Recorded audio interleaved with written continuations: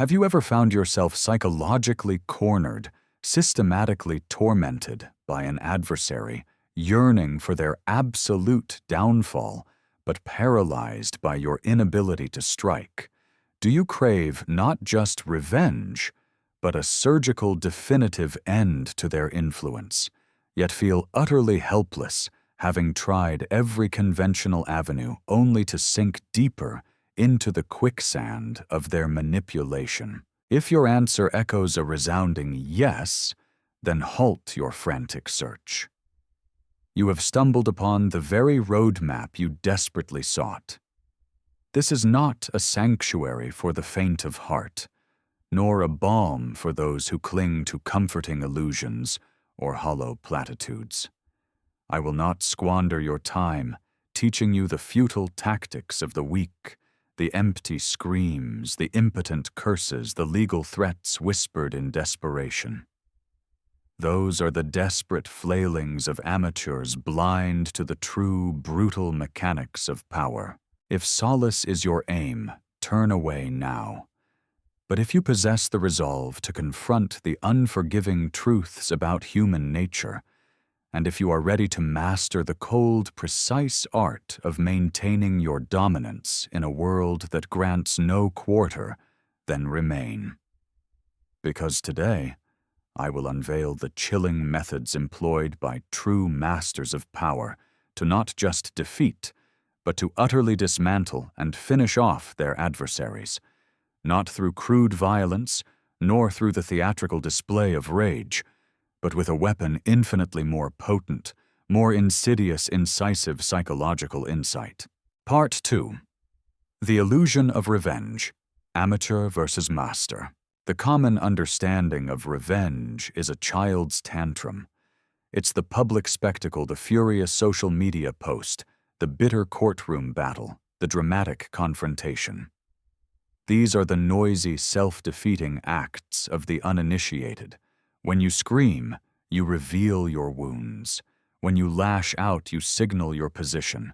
When you expose, you hand your enemy a ready-made script of victimhood, turning their audience against you.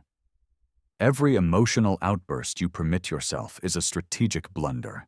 It provides your adversary with clarity, a focal point for their counterattack, and a surge of validating adrenaline. You are not fighting them. You are unwittingly fueling them. The true master operates from a different paradigm. Real retribution, the kind that reshapes the very landscape of influence, unfolds in an impenetrable silence. It is not an overt event. It is a meticulously orchestrated process of internal erosion. The profound art of ending an adversary is not in crafting an attack, but in recognizing that your enemy, in their fundamental predictability and arrogant self-absorption, has already laid out the precise blueprint for their own destruction. Your task is not to invent a weapon, but to learn to read the schematics they provide with every breath, every action, every subtle tell. Their ultimate downfall will not register as an external assault, but as an inexplicable, inescapable implosion from within.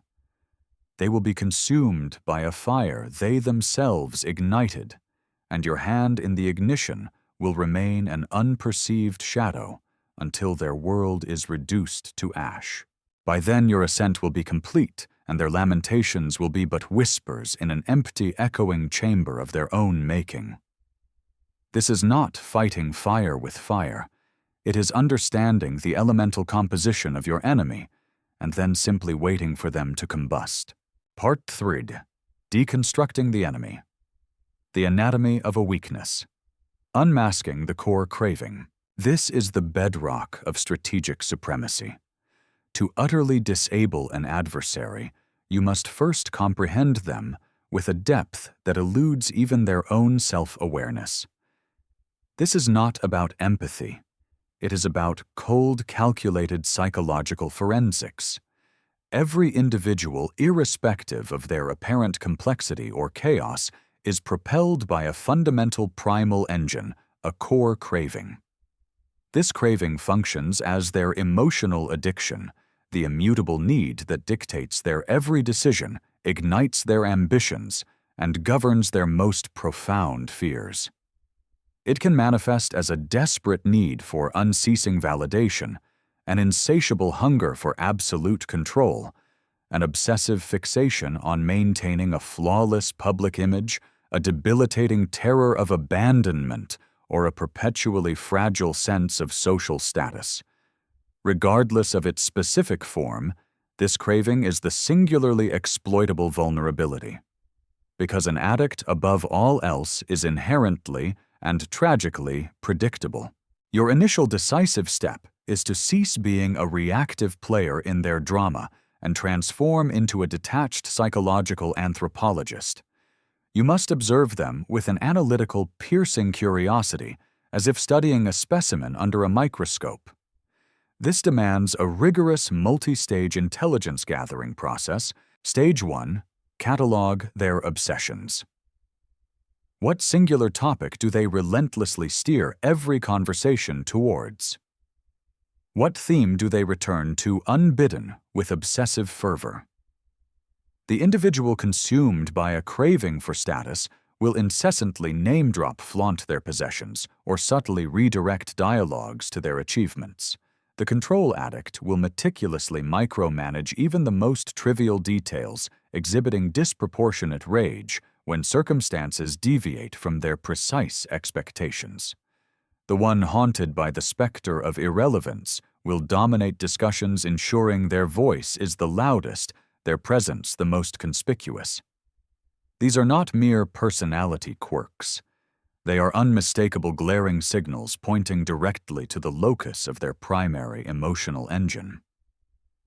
Record these patterns. Stage 2. Decipher the language of fear. Individuals rarely articulate their deepest, most corrosive fears, but they project them constantly through their behaviors and declarations. Your critical task is to translate their overt pronouncements into the underlying language of their insecurities. The bombastic individual who incessantly boasts about their unbreakable loyalty is often consumed by a profound terror of betrayal and abandonment. The one who performs ostentatious acts of philanthropy or virtue may be paralyzed by the thought of being perceived as flawed or morally compromised. The colleague who relentlessly criticizes the incompetence of others is in truth broadcasting a desperate, deep-seated fear of their own inadequacy being exposed. Their most loudly proclaimed virtues are paradoxically often the most elaborate masks for their deepest voids. Your objective is to disregard the performance and discern the silent primal scream concealed beneath it. Stage 3. Map their supply network. No narcissist or master manipulator exists in isolation. Their power, their very sense of self, is sustained by a continuous flow of narcissistic supply, an uncritical audience, unwavering enablers, sycophantic devotees. Who are the conduits for this supply? Who are the individuals or platforms they meticulously perform for? Who do they instinctively turn to for validation, reassurance, or blind agreement when their facade is threatened? Is it a compliant subordinate, an enabling family member, a clique of uncritical friends, or a digital echo chamber that mindlessly amplifies their self-serving narrative? These individuals and systems are not merely peripheral supporters. They constitute the existential life support upon which their entire fabricated reality is precariously balanced. Meticulously charting this intricate network is paramount, for it exposes the foundational weaknesses that, once compromised, will trigger a catastrophic collapse. Stage 4. Document every mask slip. The most meticulously crafted performance cannot be maintained indefinitely. The mask inevitably will falter. These are not grand dramatic confessions. They are micro-moments of raw, unfiltered truth. It could be a fleeting flash of cold, calculating fury in their eyes when they lose a trivial game, instantly betraying the true depth of their need for control. It might be an offhand, seemingly casual, yet exquisitely cruel remark that exposes a festering jealousy they desperately conceal. It could be an unsettling, unnaturally prolonged silence when a normal emotional response is expected, revealing a chilling detachment. Or it might be a disproportionate, panicked overreaction to a minor, inconsequential critique. These are precisely the glitches in their psychological programming fleeting instances where the raw, unadulterated core craving momentarily ruptures through the carefully constructed facade. Your immutable directive in these precious moments is the most critical and, paradoxically, the most challenging exhibit absolute non-reactivity. Do not overtly acknowledge it. Do not voice an accusation. Do not succumb to anger. Do not demand an apology. The instant you react, you grant them the opportunity to recalibrate their performance, to gaslight, to seamlessly resecure their mask. Instead, you must remain perfectly still, your expression an impenetrable, unreadable canvas of calm. Simply observe, and meticulously log it away in the deepest recesses of your strategic mind. Your serene, unblinking silence as you bear witness to their authentic, unvarnished self is exponentially more terrifying to them than any overt confrontation or accusation. They instinctively know you saw it, but the chilling uncertainty, they have no conceivable idea what you will do with that devastating knowledge. This profound unknown is the insidious seed of paranoia you have just surgically implanted in their psyche. Stage 5. Assemble the irrefutable blueprint. Each meticulously logged observation, each obsession, each fear translated, each enabler identified. Each documented mask slip is a critical data point. Individually, they may appear as isolated anecdotes, but systematically collected and analyzed over time, they coalesce into an undeniable, terrifyingly accurate pattern. This emergent pattern is the definitive blueprint to their entire psychological architecture. You will begin to discern the predictable scripts they invariably run, the precise triggers that invariably send them spiraling, the specific types of validation they cannot exist without. You will know with a chilling clinical accuracy precisely how they will react under varying forms of pressure, how they will defend, how they will attack, and how they will ultimately betray themselves. You will no longer perceive a fearsome, unpredictable monster. You will see a simple mechanistic entity governed by a finite set of discernible levers. And now you are the solitary individual in the room who possesses the immutable knowledge of exactly how those levers function. This profound insight, this comprehensive, devastating understanding is the ultimate unassailable weapon. You have not expended a single overt blow, yet you have already secured an irreversible victory. Part 4. Undermining the supports. The ecosystem's collapse. A manipulator's entire edifice of power is a fragile illusion precariously supported by a painstakingly constructed stage. They may be the perceived star, but they are utterly insubstantial without their supporting cast and the structural integrity of the set itself. You do not achieve the collapse of a monumental tower by futilely punching its highest point. That is the quintessential gesture of strategic ineptitude. You engineer its absolute destruction by systematically dismantling its fundamental foundations. Having meticulously mapped their intricate network of enablers and identified their critical sources of supply, the subsequent phase demands a calculated erosion of this illusion, not through direct overt confrontation, but through a strategic deployment of absence and non-participation.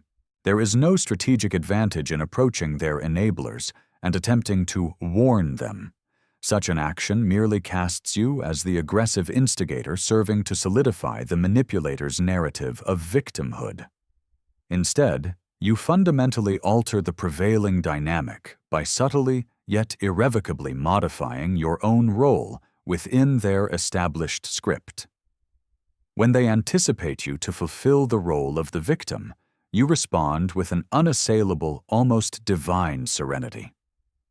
When they relentlessly attempt to provoke you into a public conflict designed to parade your instability before their audience, you offer nothing but a calm, dispassionate, unyielding silence. You transmute into a psychological black hole within their manufactured narrative, a critical character who steadfastly refuses to utter their pre-assigned lines. This creates an unbearable cognitive dissonance within their audience. The meticulously crafted story the manipulator is desperately attempting to peddle about you starkly clashes with the undeniable serene reality their own senses are now perceiving. They will inevitably lash out. The chaotic, desperate flailing that ensues when their meticulously rehearsed script abruptly unravels is your irrefutable confirmation of success. They will escalate their provocations, their actions becoming increasingly theatrical, their desperation to elicit the desired reaction from you pathetically transparent. Their frantic, clumsy attempts to regain control will paradoxically serve only to expose their manipulative machinations to the very individuals they sought to impress. You are not actively assaulting them. You are merely stepping definitively out of the frame, allowing their own distorted, unhinged performance to be seen for its inherent hollowness. You are starving their precarious ecosystem by resolutely refusing to be its sustenance. Part 4. The Art of the Final Blow, the case study of psychological displacement. It is imperative to understand not every antagonist warrants the full, unbridled force of your strategic brilliance. Some are mere gnats, inconsequential irritants, unworthy of your precious time or mental energy. However, for that singular individual who has relentlessly sought to undermine your very existence, to systematically dismantle your peace, the final decisive strike must be surgically clean, irrevocably final, and exclusively psychological. This is not about crude physical destruction. It is about displacement. It is about rendering them so utterly irretrievably irrelevant that their continued existence becomes a mere footnote, an unheeded whisper in the deafening roar of your own unyielding assent. Consider the chillingly precise trajectory of Sarah and her brother Jared. Within their family narrative, Jared was the archetype of the golden child, Ivy League-educated, effortlessly charming, the undisputed gravitational center of every familial gathering. Yet in the veiled intimacy of their private interactions, he operated as a psychological viper. He relentlessly disparaged Sarah's professional ambitions, branding her as emotional, unstable, and naively impractical for daring to embrace a nascent career at a fledgling tech startup. For years, Sarah, in her youthful naivety, absorbed his corrosive poison, desperately striving to earn his elusive validation.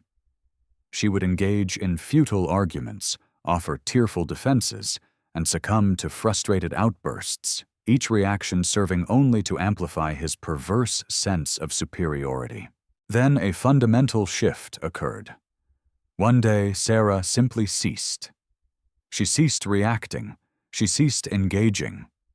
While Jared remained preoccupied with meticulously polishing his superficial accolades and deriding her risky professional trajectory, Sarah was silently, relentlessly constructing her true empire. She labored with a cold, unwavering focus not solely on her professional obligations, but on the profound architectural restructuring of her inner self. She immersed herself in the intricate doctrines of finance, grand strategy, and the nuanced complexities of human behavior. She assiduously cultivated a formidable network of genuine influential allies, eschewing the ephemeral superficiality of fleeting admirers. She mastered the intricate dance of angel investing, learning to move capital with the precision of a seasoned predator. Through this entire transformative period, she offered Jared nothing. No recriminations, no grievances, no pathetic pleas for recognition. Only an impenetrable, resolute silence. The inevitable day of reckoning arrived, as it invariably does for those who operate on borrowed time. Jared's second brilliant entrepreneurial venture imploded with spectacular ignominy, a direct casualty of his ingrained arrogance and profound lack of substantive skill. His golden child facade, once impervious, began to fracture. Desperate, he approached Sarah not with genuine contrition, but with the arrogant assumption that she would serve as his predictable savior. He craved financial resuscitation, professional sanctuary, or at the very least her unwavering pity. Sarah, however, did not offer him a direct refusal. Such a gesture would have been too straightforward, too merciful. It would have afforded him a clear, definable conflict to engage with.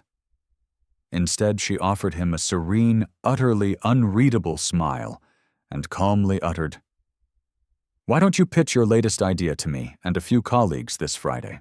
Jared, perpetually blinded by his lifelong conviction of inherent superiority, strolled into the boardroom, expecting a casual, perfunctory chat with his emotional, subordinate sister.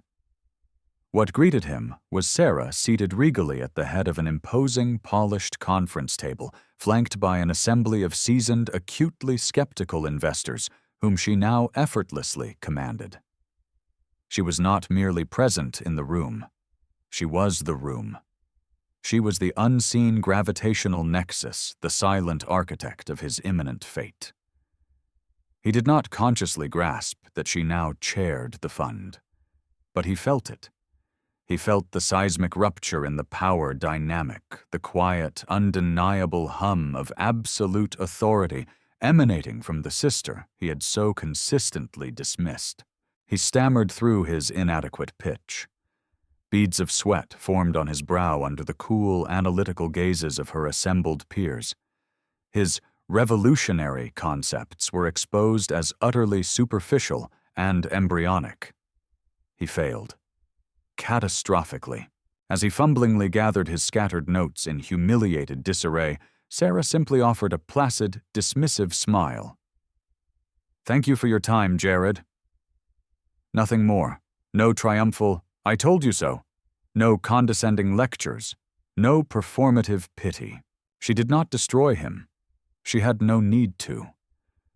By the time he sought her assistance, he was already a ghost at a feast.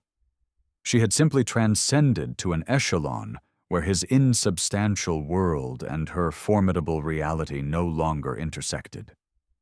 She had meticulously rendered him obsolete, not through direct assault, but through the sheer, unassailable force of her own unstoppable ascent. That profound silence, that calm, definitive dismissal from a strategic height he could never hope to attain, was the truest, most devastating form of retribution. It resonated as a haunting, eternal melody of his own irrelevance, a fate infinitely more torturous than any shouted insult or physical confrontation. Part 6. Timing and the Silence. The Corrosion of Doubt. In this merciless game of psychological chess, the precise execution of your timing is the singular determinant of victory or defeat.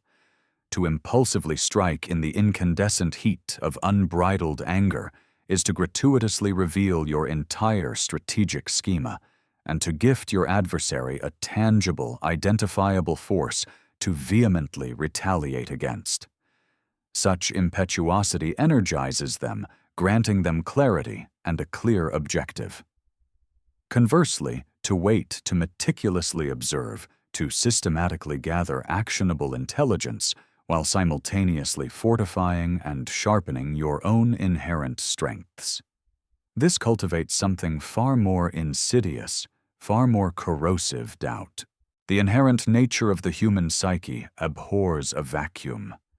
Your unyielding silence, your unwavering calm in the face of their most desperate provocations, creates an unbearable, terrifying void within their own minds.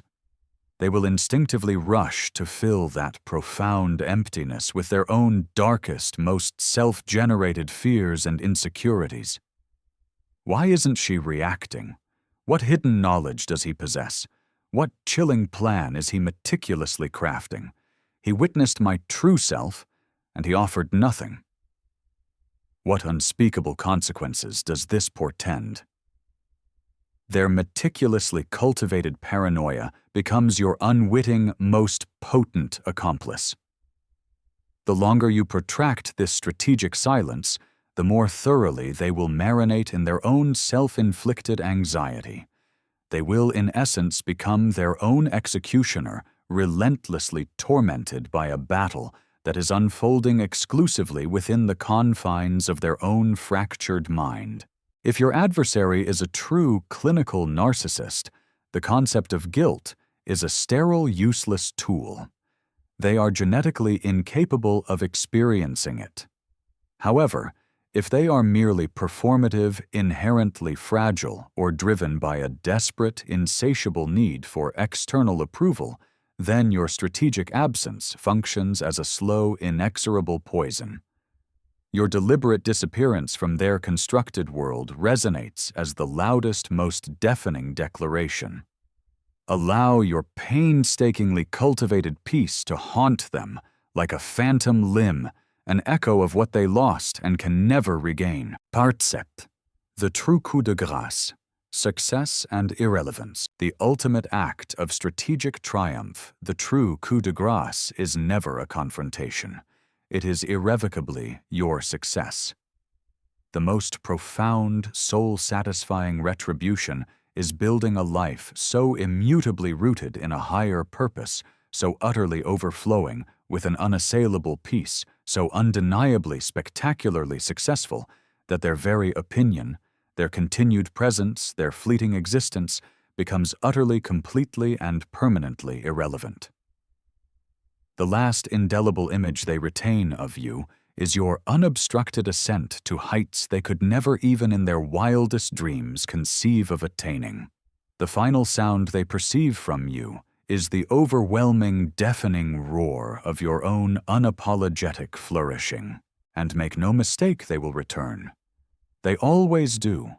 Whether months or years later, when their meticulously constructed world has finally crumbled into dust, they will inevitably reappear. They will be cloaked in a thinly veiled performance of regret, offering meticulously crafted hollow apologies, their actions driven not by genuine remorse, but by the sheer unadulterated panic of their own impending irrelevance. Engrave this immutable truth into the very marrow of your being. This is not love. This is not sincere contrition. This is the agonizing, desperate spasm of ego collapse. It is the frantic, flailing attempt of a drowning individual desperately grasping for the one who decisively broke free. Your singular mandate is not to listen. It is not to offer explanations for your choices. It is to enforce your boundaries. Silently, firmly, without the slightest flicker of hesitation or a single wasted word. The one who remains irrevocably gone, the one who stoically resists the insidious urge to return to the wellspring of their pain, who steadfastly refuses to gloat or to offer even a solitary explanation, is the one who achieves the ultimate, unchallengeable victory. They are the undeniable masters of their own destiny. Part 8. Conclusion. Reclaiming your sovereignty. If one day, from a vast and unbridgeable distance, you happen to hear your name whispered in their bitter laments, grotesquely framed as the villain in their self-serving tragedy, the singular source of their precipitous downfall, simply allow a subtle knowing smile to grace your lips. For you did not, in fact, destroy them. You merely irrevocably ceased to play your pre-assigned part in their twisted, self-defeating drama. And the remainder of their self-destruction, my friend, they accomplished entirely on their own. This philosophy is not an endorsement of indiscriminate ruthlessness. It is fundamentally an act of supreme self-respect. It is about recognizing that your peace, your finite energy, and your inherent future are non-negotiable assets. It is about etching an unyielding line in the very sands of your soul and resolutely refusing to permit anyone ever again to transgress it. This is not about revenge in the petty transactional eye for an eye sense. It is profoundly about release. It is the powerful cathartic shedding of the invisible chains that once bound you to their pervasive negativity. It is the definitive, triumphant reclaiming of your innate power, your unassailable dignity, and your rightful future. So walk away, and let your profound silence speak with an eloquence no words could ever rival. Let the undeniable, breathtaking flourishing of your life be the roaring, unescapable truth that deafens their bitter laments. This is your power. Wield it not with the clumsy fists of anger, but with the cold, clear, and unassailable wisdom of a true master.